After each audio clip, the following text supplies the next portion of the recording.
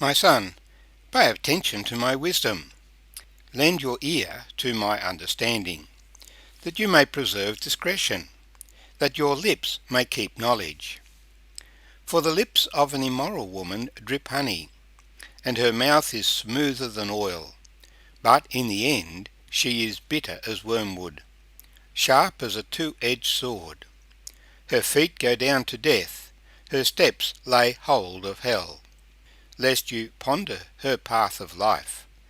Her ways are unstable, you do not know them. My name's Arthur. Thank you for joining me as we meditate this morning on the words of Solomon in Proverbs chapter 5. He is particularly warning us here against an immoral woman. What do we mean by an immoral woman? Surely it is one who offers herself to a man outside of the covenant of marriage.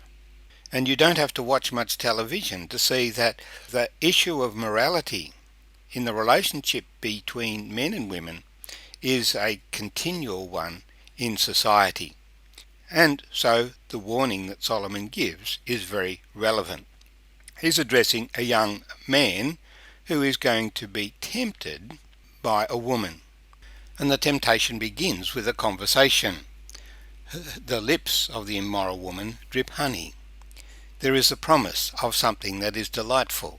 Her words sealed with a kiss, for her mouth is smoother than oil. Now this is not to say that all women are immoral. It is simply to say that there are women who are immoral and who will use their natural beauty and attractiveness to attract men to themselves, making men think that they're important, but really gender is their own. Often women have been blamed for this and the consequences in society, but really it is men who are the problem, because men get taken in. Men are such easy prey. That is why Solomon is addressing my son, the young man, that he needs to be wary of this trap. Remember the story of Adam and Eve and the tree of the knowledge of good and evil. The New Testament interprets that story as saying Eve was deceived. She thought, this fruit is good for food, it's nutritious, it looks nice, and it has that spiritual value that will give us the knowledge of good and evil. So she ate it, and she gave to her husband also, and he ate. But Adam had been told not to eat of the fruit of this tree, and so he is the one who sinned. She was deceived. She is not blamed. He sinned. He is blamed. Well, the knowledge of evil is very painful, but it sounded good at the time. So Solomon is warning his son, pay attention to my wisdom, lend your ear to my understanding, that you preserve discretion, and that your lips may keep knowledge. We have the ability to make choices and decisions in our lives. Discretion is the better part of valour, is an old saying. He says that you may preserve discretion. Don't get caught up into a situation that you cannot get out of, and that your lips may keep knowledge. You've been given warning and information, don't ignore it. And the theme here is, for the lips of an immoral woman drip honey, and her mouth is smoother than oil. So there is the promise of great delight. The words that she speaks, the promises that she makes sound wonderful. But he goes on to say, but in the end she is bitter as wormwood, sharp as a two-edged sword. I guess the classic story of a man being taken in by a woman is the story of Samson. Samson was a great spiritual leader in Israel. He's acknowledged as a man of faith in Hebrews chapter 11. He had been called specifically by God from his birth, with the instructions that he should not have his hair cut, that he should be a Nazirite unto the Lord all of his life. And the Lord gave him extraordinary strength. But the story as presented is a story about women and frustrated love and, of course, killing. The first conflict he had with the Philistines was all over a woman. he loved a woman who was a Philistine, and he wanted her as wife. On the way to make the wedding arrangements, he was attacked by a lion and killed it. And when he came back for the wedding, he turned aside to check on the lion's carcass and found bees had occupied it and made a hive. He took some of the honey and gave to his parents. At the week-long wedding celebration, he posed a riddle to the young men because he was obligated to give them a present. Out of the eater came something to eat. Out of the strong came something sweet. When they couldn't solve the riddle, they put pressure on Samson's new bride to get him to tell her, and that she should tell them. In other words, that she should betray her new husband in favour of her old friends. And so she did. "You don't love me, or you'd tell me the secret," she cried in his presence, until on the last day he told her, and she told them, and they told Samson the answer to the riddle. He stormed off without his bride, after killing 30 men to provide the apparel that he owed the guests at the wedding. Over the years, strife between Samson and the Philistines increased, but his incredible strength from the Lord delivered him each time.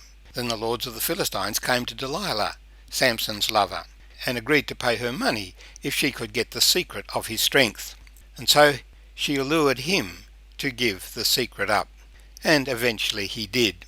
He was arrested, his eyes were poked out, and he was mocked by the Philistines as he worked at a treadmill. But when they wanted to parade him off at a celebration to their god, he had the opportunity to bring the whole building down and kill 3,000 of them at one time. The point is that Samson, for all his great strength, experienced continual trouble because of his love for women. The women he trusted betrayed him while affirming their love. How can you tell? It's impossible to know whether the words you're being told are true and sincere, or whether they are a con to take advantage of you. The protection that the Bible provides is marriage. One man committed to one woman for life. A deep personal relationship is appropriate within a marriage, but outside of a marriage it is a trap. Many lives and careers have been destroyed because people have failed to heed Solomon's advice. The advice is not to marry somebody who is not a believer. When it comes to choosing a partner, restrict your attention to those who are obviously seeking to serve the Lord first, rather than being caught up with a person and then maybe afterwards trying to convert them. What does he conclude? Her feet go down to death, her steps lay hold of hell. Take heed lest you ponder her path of life. Her ways are unstable, you do not know them. The warning of Solomon is as relevant today as ever. What does modern society use to sell anything? It uses the beautiful appearance of women to allure men. It is such a powerful distraction for men, and we need to be aware of it, that we are not conned by the advertising, but also in our personal lives, that we are not trapped by somebody proclaims one thing but has an ulterior motive. This is why the New Testament emphasizes the covenant of marriage, that you have a commitment between two people of marriage before you engage in a deep interpersonal relationship. Peter says, "Wives, be submissive to your own husbands," that even if they do not obey the word, they, without a word, may be won by the conduct of their wives, when they observe your chaste conduct, accompanied by fear. Do not let your adornment be merely outward, arranging of the hair, wearing of gold, or putting on of fine apparel. Rather let it be the hidden person of the heart, with the incorruptible beauty of a gentle and quiet spirit, which is very precious in the sight of God. For in this manner, in former times, the holy women who trusted in God also adorned themselves, being submissive to their own husbands, even as Sarah obeyed Abraham, calling him Lord, whose daughters you are if you do good, and are not afraid with any terror. And so Solomon warns us not to get involved with an immoral woman, only with your spouse, the one to whom you are married. Close personal relations outside of marriage lead to all kinds of problems.